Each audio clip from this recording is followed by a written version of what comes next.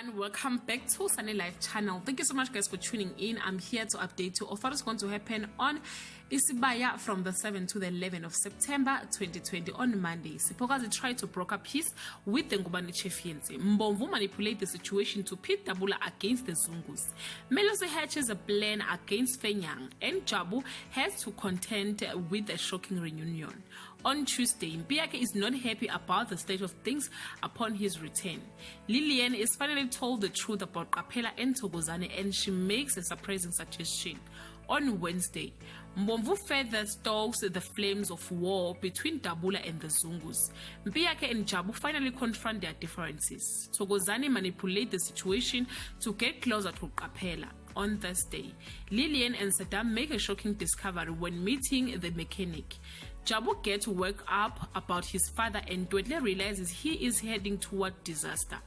Fezile learns about the failed attack. On Friday, Mpiake refuses to change his mind about Jabu, and Dwedle takes a drastic step to help the man she loves. Kapela feels Togozane is becoming a problem.